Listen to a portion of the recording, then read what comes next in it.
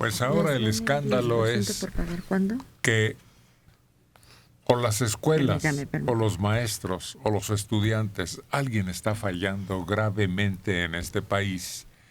Y una calificación internacional de un organismo que se dedica a eso nos deja como analfabetas casi. Sí. ¿Qué tragedia? En el último lugar, es que es impresionante. Fue un examen que se realizó para alumnos de secundaria y primer año de preparatoria. Si en primer año de preparatoria los alumnos reprueban lectura, esos alumnos deben regresar a primer año de primaria. Porque es absurdo. En matemáticas, bueno, ya ni hablemos.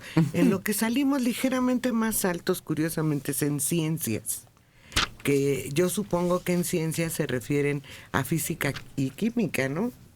Bueno, lo que eran ciencias naturales, ¿no? Por eso. Física, química y biología. Pero si un alumno de preparatoria no sabe leer, no tiene capacidad para entender un problema que diga que cuánto trabaja un obrero para construir una barda. Asimilar. No puede. Sí. No puede asimilar. Bueno, es gravísimo, porque muy por debajo nos hallamos de la media educativa entre los países de la Organización para la Cooperación y el Desarrollo Económico. Ese es el organismo OCDE. Al ubicarse en el rango de 400 puntos, en una escala donde el máximo es 800, se mide comprensión, lectura y razonamiento matemático. Buenos días, Radio Centro. 0. Lo peor es de que desde que se hace este estudio, 0. No hemos subido. Tiene años que se hace el estudio y no avanzamos. Por eso, ¿qué está fallando entre los factores que se mencionaron? El dato contrastante es que somos el lugar número 3 en drogas y alcohol en esa misma población. No, pero no hablemos de eso, porque efectivamente hay quien dice, entre ellos, mira, este es el rector. El consumo de drogas y alcohol afecta en alguna medida el proceso de aprendizaje de los estudiantes de 15 años. Bueno, pero todos sabemos que es el resultado de un sistema educativo obsecuente, es decir, que hace lo que no resiste presiones de intereses. O sea, si un cierto interés tiene una presión, el grupo de los maestros, el grupo de quien sea, el sistema cede. Por eso hay tal el gravísimo problema de la mal aprovechamiento desde primero de primaria al no haber la posibilidad de reprobar a nadie. Ese es el resultado. Cuando se dio la orden de que no reprobaran para no ir acumulando remanentes, el resultado es este. ¿Cuántos años hace de eso? Aproximadamente 15. Aproximadamente son los años. Quizás sean 12 o 13, pero el primer examen que se hizo de PISA fue hace 15 años y se hace cada 3 años en diferentes niveles.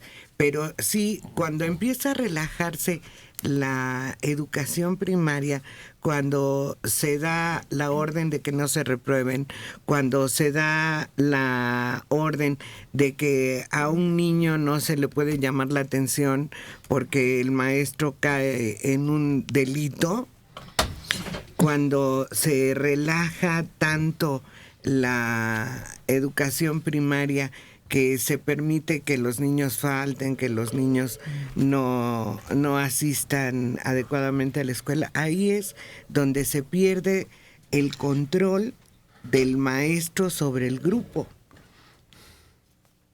Y cuando no hay control, no hay nada. Aquí señala este resumen. México se encuentra en el lugar 13, por debajo de países evaluados como China, Costa Rica, Canadá, Trinidad y Tobago, Francia, Países Bajos, Chile, Rusia, Brasil, Croacia, Estados Unidos y la provincia china de Macao. Y se encuentra apenas por encima de Túnez, Colombia, Bulgaria, Irlanda, Suiza y de Corea. ¿Se acuerdan de esta mujer a la que le dijo el señor Del norte. Cedesol que no había estudiado psiquiatría para entenderla ella, Araceli? Que ha estado relacionada mucho con temas de desarrollo social y subdesarrollo, ¿no?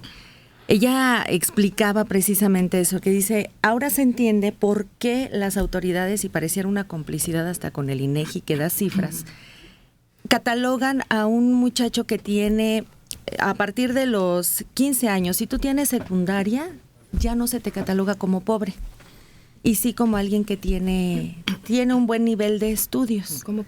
Entonces eso va engrosando las filas y las listas de las instituciones que dicen, no, pues México no está tan tonto, ni está tan pobre, ni vamos tan mal, y se está trabajando, y se está desarrollando la educación, y se está invirtiendo. Dice, no, hay una carencia brutal en educación, pero se cubre con cifras. En realidad no, en la práctica no se tiene un buen nivel. Es falso.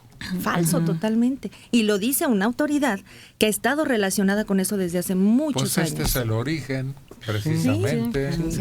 Sí, el origen es que se relajó totalmente la disciplina, el control académico en educación primaria. De veras, se los digo como gente que estuvo cerca de educación por muchos años. Cuando un niño hace un primer año excelente y un segundo año excelente, prácticamente garantiza que toda su carrera va a tener un buen nivel, porque es la edad en que el niño aprende a leer, comprende la lectura, analiza. Después de eso, tronó el niño. Si a un niño le permiten pasar el primer año con 6, ese niño va a ser muy difícil que logre superarlo. Pero además, en México, analizado en forma regional, hay unas diferencias brutales en aprovechamiento y en desempeño. Y sobre todo el norte es un gran aprovechamiento. Sí. El DF, desde luego, lo tiene, ¿no? Y ciudades importantes como Puebla, Mérida y demás. Pero todo el sureste y el sur están a nivel de un país africano. Sí. Sí. Es que se dio un relajamiento con el niño, de acuerdo, pero también con el maestro. Sí, claro. Mira, Maneli, tienes mucha razón. Cuando un maestro se enfrenta a un grupo en el que no puede disciplinar, en el que no puede reprobar, ¿qué hace el maestro? Pues me da igual enseñar que no. No, es que el maestro no debería de... bajo el concepto, si no repruebo, ya todos están amolados. No, el maestro debería tener un estándar para decir, aunque no reprueba, lo apoyo, lo saco adelante y lo pongo más o menos al estándar de los demás. Porque no lo puedo reprobar. Pero eso sería un maestro con compromiso, con inteligencia, con oportunidades, además bien pagado, con muchas ventajas. Sí, claro. Que no tiene ni el maestro ni le ha dado el sistema educativo. Los cambios educativos vienen, pero se dieron apenas ahora. Y eso se va a reflejar dentro de 10 años. Sí, bien nos va. Rosalinda Muñoz Morales, de 66 años, en Ixtapalapa. Cuando se empezó a relajar la conducta de los niños en las escuelas, los maestros perdieron la autoridad sobre los alumnos. Los niños ahora hasta amenazan a los profesores. Yo soy pedagoga y ayudo a los hijos de mis vecinos para regularizarlos y me doy cuenta del nivel tan pobre que traen. Van para abajo. Se salen de la escuela porque al llegar a la secundaria o preparatoria empiezan a reprobar varias materias debido a que sus conocimientos pues no les alcanzan. Yo recomiendo a los padres que se pongan muy listos para que preparen a sus hijos para este mundo terrible. Se debe amonestar a los papás e instruir a los hijos, y solo así se acabará con tanto ratero. De Iztapalapa, 70 años, Luis Sánchez Reyes. Están hablando mucho del aprendizaje y aprovechamiento de los alumnos, de niños como adolescentes. Pero para que efectivamente rindan física y mentalmente, deben estar con el estómago lleno, van con el estómago vacío, la mayoría, y así no se pueden ver frutos en el aprendizaje. Se mencionó aquí que hay algunos lugares que estamos a la altura de África. De África, Sí, en ese sí, aspecto. sí se mencionó, pero tampoco, no generalicen. Aquí en el Distrito Federal tienen servicios, tienen apoyo, y en muchos lugares de la República también. Los lugares en donde la pobreza les impide a los niños estudiar, lo señaló Mario con mucha claridad. Entonces no son la mayoría. Aquí fue uno de los gestos más elogiables el establecer desayunos escolares Sí. y libros de Buenos días, texto ¿en el centro? gratuitos. Sí, eso fue ¿Cómo se un llama apoyo que en su época fue verdaderamente importante, no en México, en el mundo.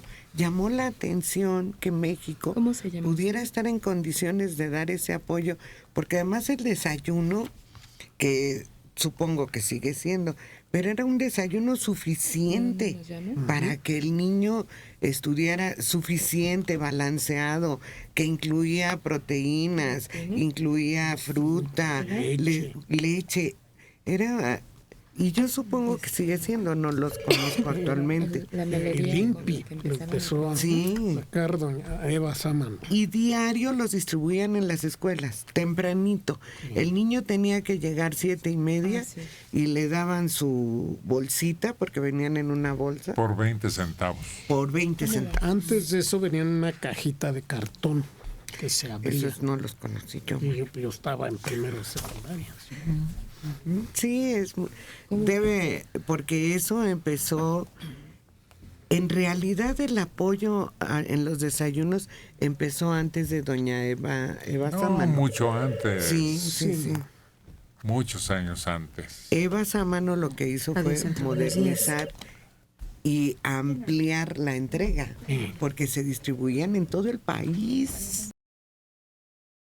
Teresa Monroy, de 71 años, en Gustavo Amadero. Yo creo que la mala educación es culpa de los derechos humanos, que con sus famosos derechos de los niños no permiten que ahora ni se les mire feo. Yo no digo que se les pegue o se les insulte como se hacía antes, pero sí que se implementen castigos que los hagan reaccionar y además que sientan que hay una amenaza. Porque antes, si uno no estudiaba y se portaba mal, pues corría el riesgo de reprobar. Pero sin esa amenaza, a todos les importa un cacahuate. Saben que no hay consecuencias. Aquí no pasa nada. Pero fueron los derechos de los niños ¿Sí? los que se dieron a conocer Bueno, con una amplitud y un cumplimiento tan estricto que era una amenaza para los maestros. Sí, compañeras maestras que son más jóvenes y que les tocó vivir en carne propia eso, dicen que ya no podían ni decirle a un niño, ¿por qué no hiciste la tarea? Porque ya. Entonces los papás se iban a quejar de que hostigaba al niño y el mismo niño se levantaba y le decía, si me vuelves a hablar así, porque le había dicho, ¿por qué no hiciste la tarea?